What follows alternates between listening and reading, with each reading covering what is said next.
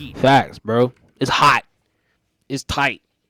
You trying to get around somebody, bro? I be down, bro. I get hot too. Phobic in here. Ain't no AC. Ain't no music. I can't jam my poo shiesty in this junk. NASCAR.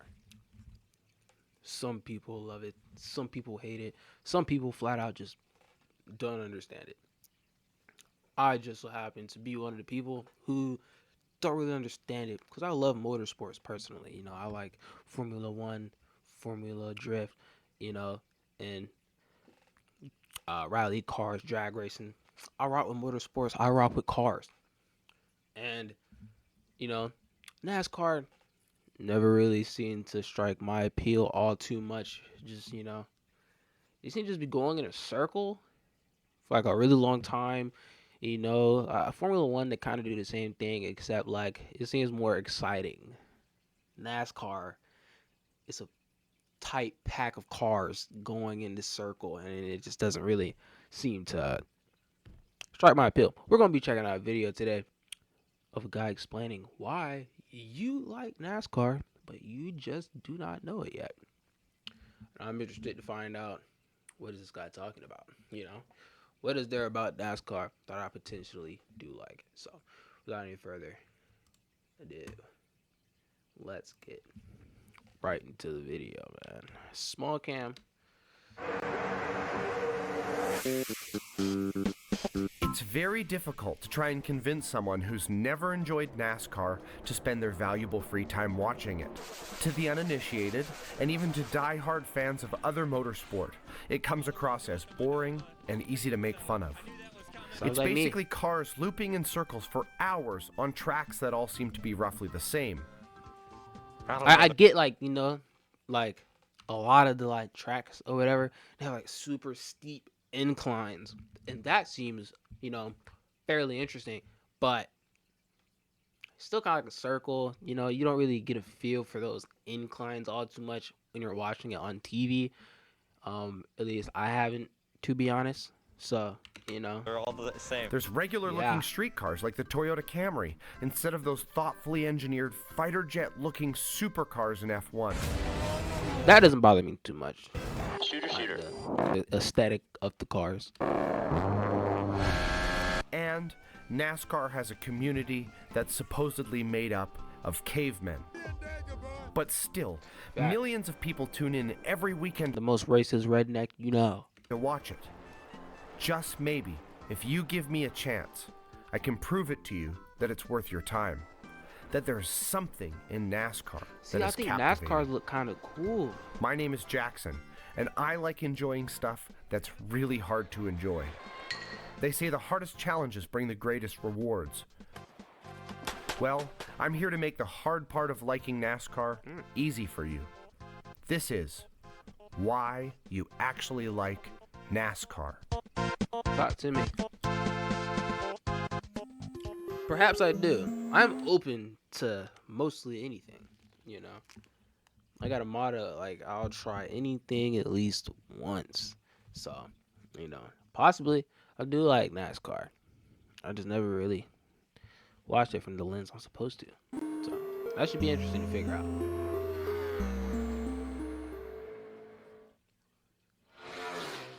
This is it, in its most simple form. A lone stock car circling an oval track in a seemingly effortless way. It's kind of boring, and there's not much to see at first glance. But even here, before we've added a single competitor, so much is going on. Though it does not look like it, these cars and their drivers are being pushed to their absolute limit right now. They aren't racing here, but qualifying. Qualifying happens before the race, where drivers compete to see who can set the best lap times. Those times set the order for the starting grid on race day. Similar to what they do in Formula One, because they also have the qualifying races in F1.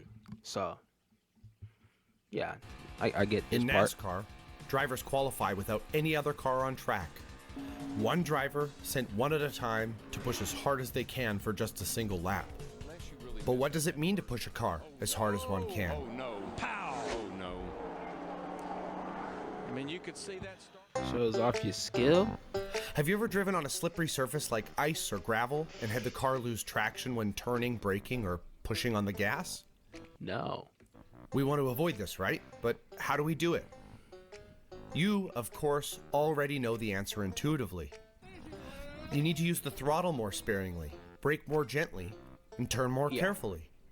In other words, do everything more slowly to keep the car below the line where the tires lose traction. Right. Because our only motivation in our regular lives is to make it to our destination safely, we keep our cars well below that line where the tires lose traction. But what if we added a second motivation while driving on that hypothetical ice or gravel? What if we needed to get So to our are the roads like slippery in NASCAR? destination as quickly as possible? We have just introduced a motivation which directly competes with the first. We must drive fast and slow at the exact same time. You Right. drive too hard, and this happens. You drive too gently, and of course. In order to be the fastest, and to make it there in one piece, we must drive right on that line where grip turns into slip. Now I hear you saying, NASCAR doesn't race on slippery surfaces like ice. Well, I'm here to tell you that slippery is completely relative. To feel like you're driving on ice simply means to be experiencing the feeling of driving close to that limit of traction. The difference between ice and pavement? Merely where that limit of traction exists. The drivers feel just the same as you do driving on ice, right on that edge of traction. They're just doing it at a couple 100 kilometers per hour. Listen to this perspective on it. Okay. It's really challenging to explain to somebody sitting at home. When you say slide, I'm talking, and I promise you, sliding through the corner. Just like you feel like on a gravel road or on ice. That thing is sliding through there, and you're driving through the corner with the throttle and a little bit of I input. never knew that. So what causes them to feel like they're slipping and sliding has to be just like the sheer amount of speed that they're driving at, and the fact as well that their tires don't have like grip on them. We have gotten it. Joey, look. And to make things even more stressful and precarious, well, one is flying around the track on that edge of losing control. Oh, Look out! oh man. In NASCAR, there is a danger that constantly looms over the driver's shoulder. A predator with its arms wrapped around the track, waiting to consume a car at its driver's slightest misstep. It's called the wall. It's up to these drivers to command that car right to where the line of traction ends, fearless of the race-ending destruction and potential serious injury that stares them right in the face around every bend. This Definitely. is what it's like to push a race car.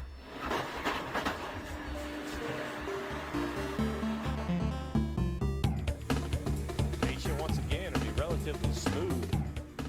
Watch his hands move frantically. Look at him catch the car starting to slide too much. Or just a little bit of a handful. Just see a lot of movement in the steering wheel.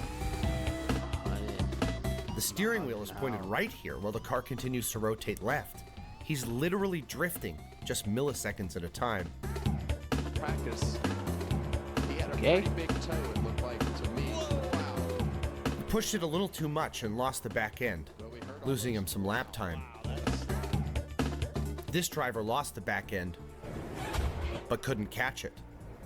You have to push these Then he's like out. cars to the very limit I if think. you want to make lap time. These guys are living on the edge every second they're on track. They have to be successful.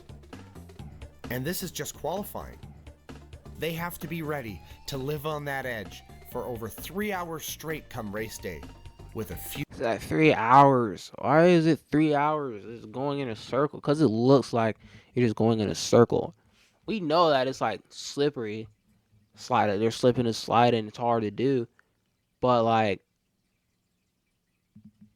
bro, it still just looks like you're going in circles. Just meow, meow, meow, meow.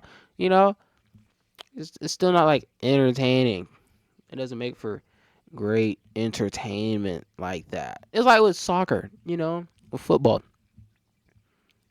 It's a lot going on. It takes a lot of skill, but like in terms of entertainment, it's like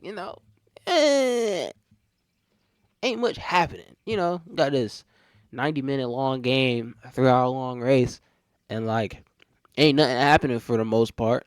But the ball going back and forth. One person loses it, one person gains it. Maybe 1 point gets scored, maybe 2 points get scored. It's like ah, you know, in Two terms dozen of other entertainment cars value. ready to stand in their way.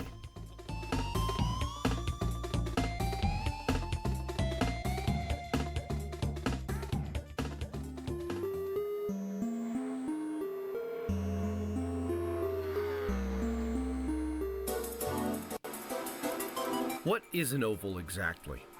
Well, to NASCAR, it's just a racetrack that doesn't bend to the right. Other than that, it can be pretty much anything. There is something about the oval track that captures you once you understand it. You can pack it tightly into a football stadium, or stretch it out as far as the eye can see.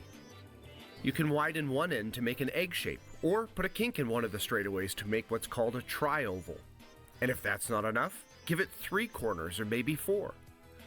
There is something beautiful about resisting against the strict parameters of what defines an oval by bending, pulling, and sculpting that simple and unremarkable shape.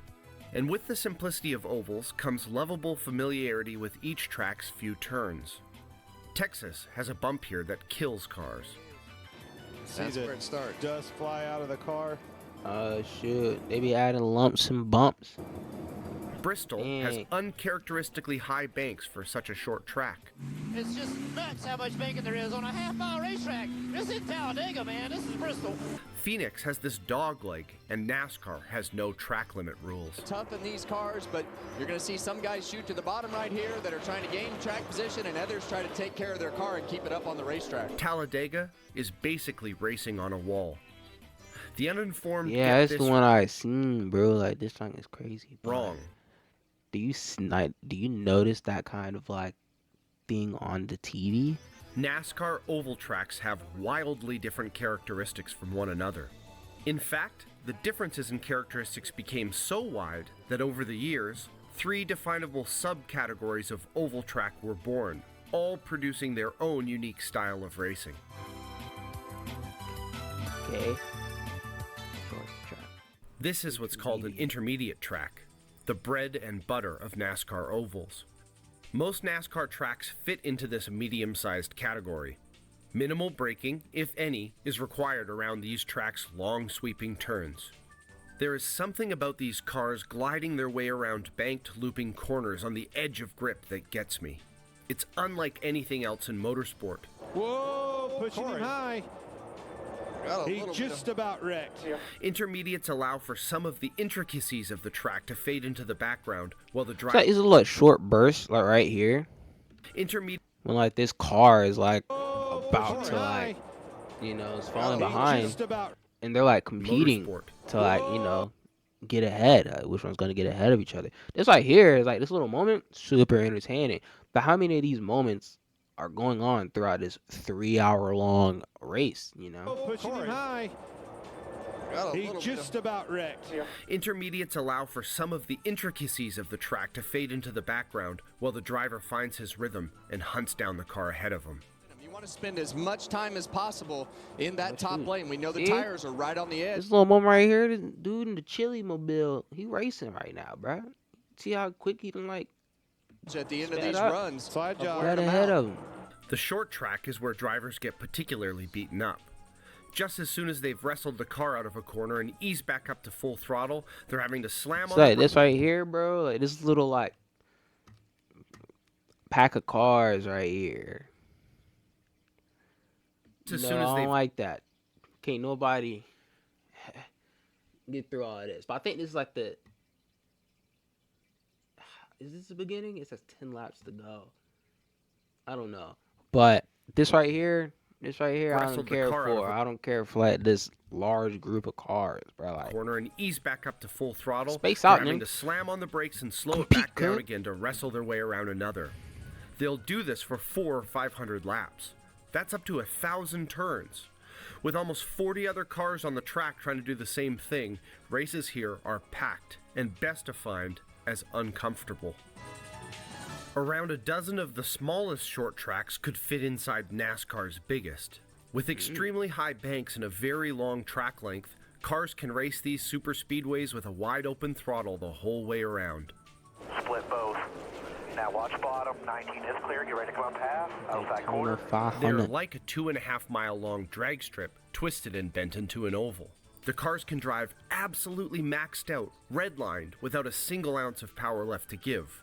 Corners pose little challenge. So how do they race? As if by natural selection, these juggernaut tracks created a style of racing where cars need to form into tight little packs like schools of fish.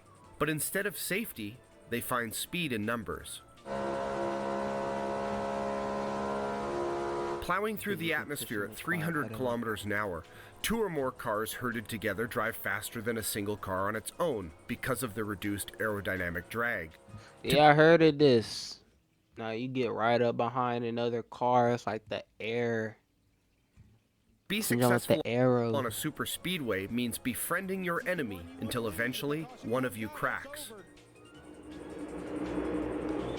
In the wall, dang. So like, this is bound to happen. You know, whenever there's like a pack of cars like this is like bound to happen for like somebody to like crash off and like, you know, I don't know, be out. I don't know if they can re-enter the race. Like I know like Formula 1, you like crash bad enough, bro, you're done.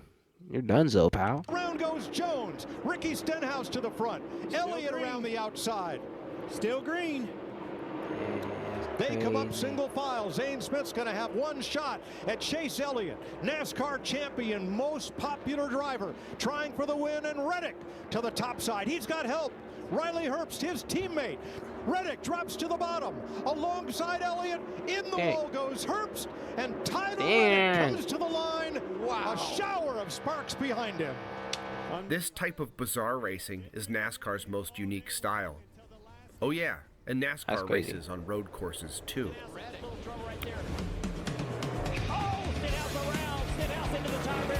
Bro, these little clips right here, these little clips that they're giving us, bro, very entertaining, bro. Like, when I see clips like these, I'm like, okay, so there might be like something here. Like, it might be, you know, entertaining. I still don't know if I'd watch it or like engage with like the community because it's full of racist people.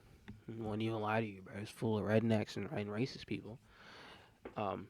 So, you know, I don't know about all that, but like, bro, these little clips here are like entertaining, bro. Bounces off the tire barrier. Can he get the car started? Probably gonna be a Hostility. Everything's great.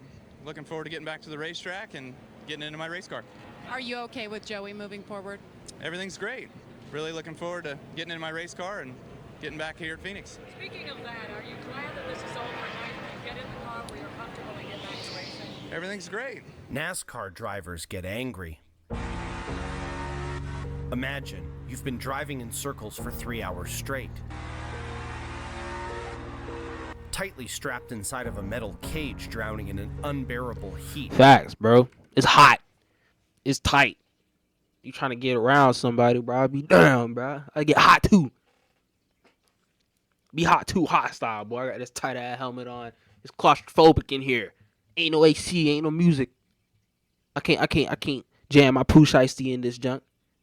Cause you know, you gotta strip all that out the car in favor of speed and lightweight, you know, agility and junk. Yeah, man, I'm mad, bro. I ain't lying. Like, either you slide out the way, or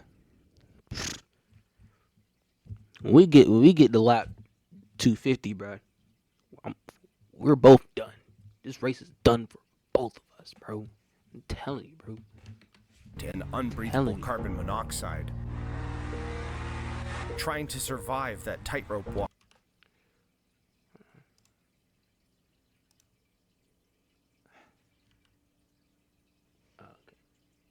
Alright, let's move. My bad.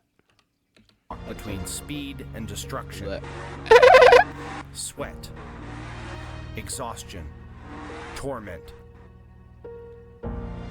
You're on lap 423 of 500. You've precariously accelerated, braked, and turned left 846 times. Boom! Racing in general, of course, is a gentleman's sport. No, it is not, bro. Them Formula One drivers be beefing, bro. Racing is They be dangerous beefing, and bro. chaotic. And here comes Goldie. He's putting a move on. He's down the inside. He's getting him ahead. Because of that, my God. motorsports have an established etiquette and officiating bodies with strict rules in place to maintain driver safety and provide fair competition. He's going to Right. be frowned upon almost certainly by race control. Fines and penalties are a common sight in motorsport. But despite etiquette and officiating, in some cultures, delivering a message is well worth whatever the cost is to send it. I be right here. Hockey players, bro. They do not be playing, bro. Hockey athletes, bro. They're like you think football players are like couch chewers and like freaking CTE demons, bro. Hockey players, bro. They're like even more couch chewers, bro. These are the kids with silver teeth that were biting the side of your house. Trust, bro. Here we go. Now there's going to be penalties in the game. They've been going at each other on. Maybe go to the outside. Look at them beefing, bro. I love me a good beef in a sport. I love it, bro. When athletes get the hit about it, bro, because they care about it, bro. You know what I'm saying? This means something. This means something to me, bro. Definitely, bro. I like when freaking they get hard body in freaking sports, bro.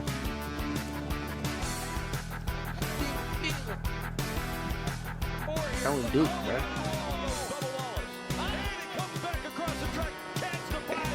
Oh my gosh. Yeah, don't crash with me on purpose. Boing. Gonna lose all your sponsorships, bro.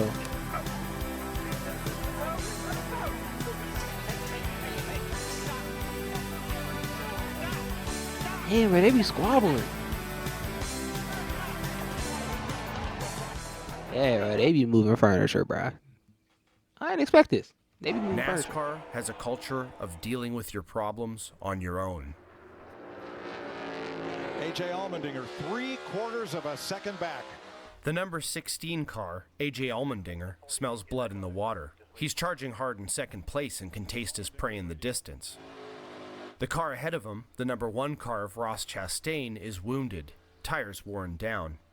Those worn tires don't provide the traction necessary to outrun A.J. There's only this final lap left.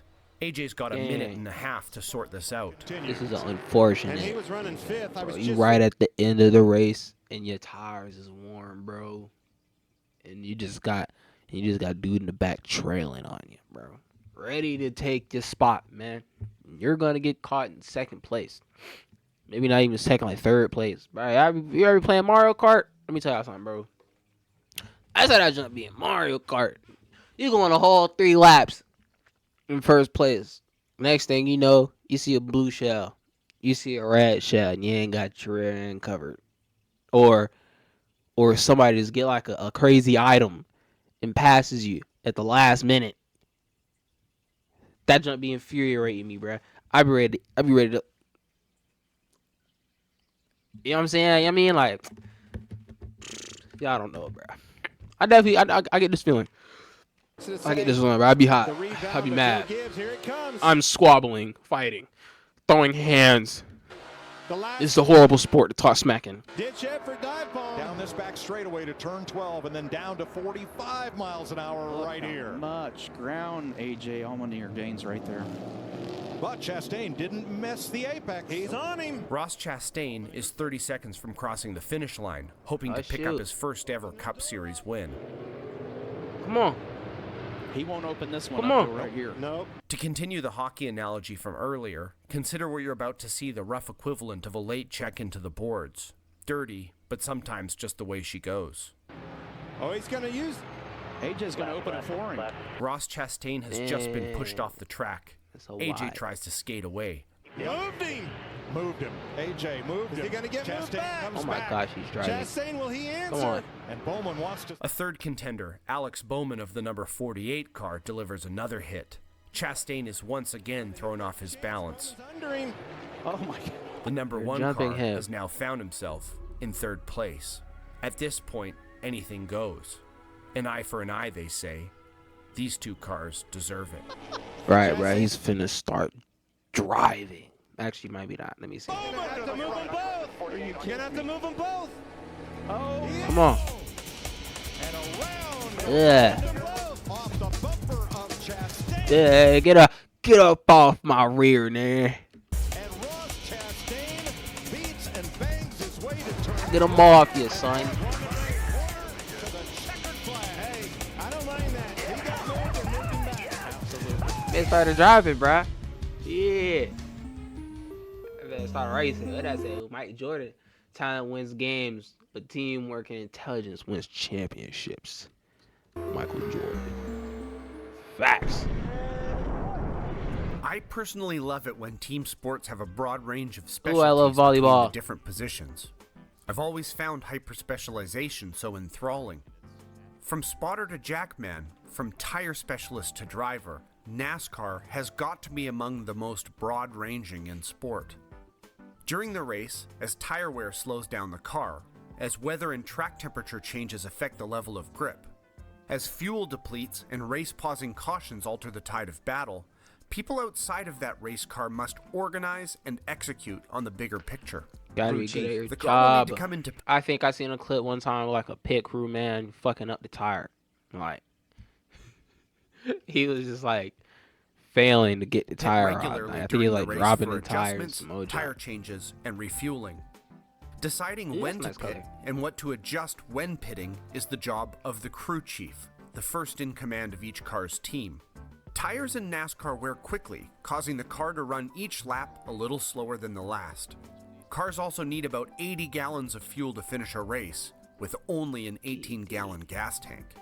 Also, dynamic conditions require the car's handling to be adjusted mid-race by changing the tire pressure and suspension. Can I do to help your balance? My right rear is fried, but I don't know if I just abused it. Copy. But pit stops cost about 30 to 40 seconds, which is a lifetime when races are won or lost by less than a tenth of that. Yeah. Do you wait and hope for a pause in the race to come in for a pit stop? Or do you accept the major time cost of stopping mid-race to fully revitalize your car? Do you replace all 4 tires for maximum grip, or just the outside 2, cutting the pit stop time in half? These massively impactful decisions with their Strategizing, bruh. You gotta Aging be cost- like a good strategizer. costs and benefits are the headache of the crew chiefs. Pit crew. When it becomes time to pit, a team of athletes stand by ready to replenish and remedy the ton-and-a-half beast. Like leaping in front of a charging train, pit crews risk their lives to service the car in this rushed and bizarre dogpile. Woo! That's safe. I really appreciate the rule in NASCAR that limits what's called over-the-wall crew members. Unlike in F1, where every small task during a pit stop can be assigned to a single individual, in NASCAR, only 5 men can directly approach the car. With one of them being entirely busy with refueling, that leaves only 4 men to do the job of changing all of the tires. Dang. A 4-tire stop can be completed in under 10 seconds. Though F1 pit stops are an interesting display of efficiency, NASCARs bro. are undoubtedly more athletic and skillful. But whose pit take longer? You know what I'm saying? You might be more efficient at the job, but your pit not as fast as a Formula One pit, bro. The car up and down, literally in Formula One. You got 5 people and like it's taking a little longer. They still fast, but like, it's taking a little longer. Definitely, you know. They could be more agile, more like skilled at like being a pit, but like if it's costing that much time, I feel like it ain't worth it, man. It ain't worth it. NASCAR pit stops are a beautiful dance of frantic choreography. Spotter. Communication between the different team members is key in NASCAR, and team radios are a constant buzz of chatter. But no information takes up more bandwidth on that radio than the spotters. You're going to be top at the 24. Watch your 20. Here comes your run. Cover the checker. Up, up, up, up, up, up. Down and down, down and down, all the way down, all the way down. Inside, inside, inside. Keep coming, keep coming, keep coming. Keep coming. 3 top, keep coming. Check it this time. You are clear, they are not. The spotter, other than not having his hands physically on the steering wheel, is sometimes practically driving the car himself. 3 top, big push coming to you. Check it this Telling time. Foot where to go at, bruh. It's like the whole 3 hours. Without the spotter, a NASCAR driver is hopeless. And that's just a fraction of the jobs on a NASCAR team. You might not believe it, but NASCAR is most certainly a team sport. Am I the only person who like really loves like the way like freaking like the liveries on cars look like the sponsorships and stuff? I'll show you now when it come up again, but like, the car they had, this team right here, it was fire. Racing is what I do, but the fans is the reason I do it. Dale Earnhardt Jr. Damn. How would you shoot that? I don't think that's bulletproof. The helmet-covered facelessness that... I love a helmet. I love racing helmets. I want to buy a racing helmet. A Formula One racing helmet. A Lewis Hamilton helmet, to be specific. plagues all versions of motorsport makes it difficult to connect with race car drivers initially. But taking some time to learn about them is imperative to enjoying a NASCAR race fully. Expect some growing pains, but here's something to get you familiar with a few of them.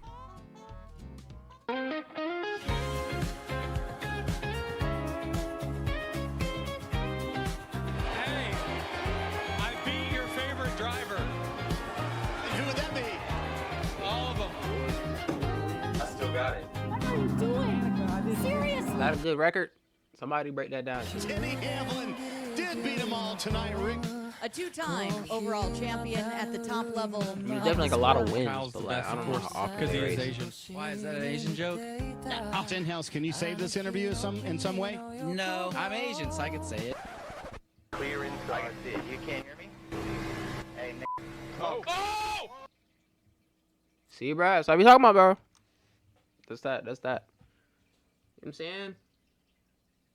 You know what I mean? Like, that just made me mad, bro.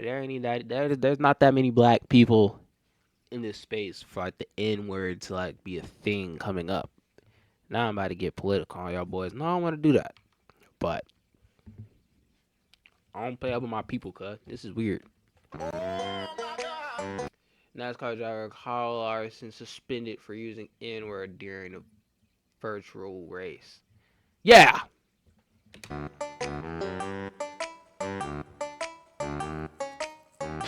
It's not even one of the white people, bro. It's the Asian man.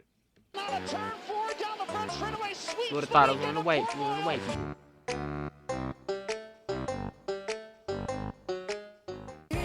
Larson across the line. He will win in Phoenix and is your 2021 NASCAR Cup Series champion.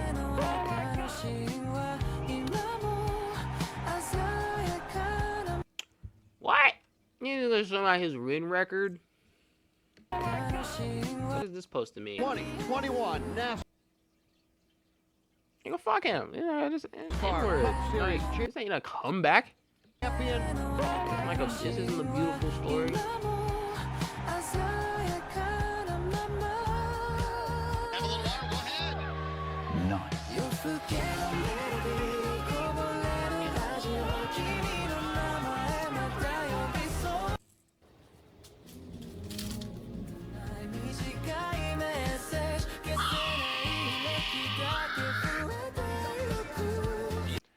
I don't know what none of this is for, bro.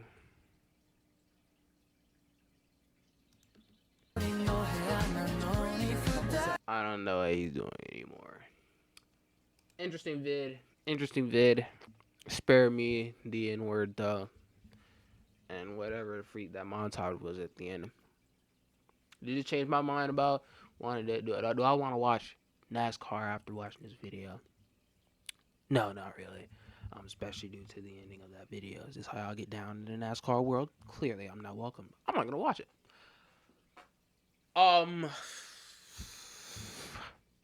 Yeah, man. That's the end of this here video cut. You know what I'm saying? Quite interesting. I'll catch you on the next one. And bye-bye. Say bye.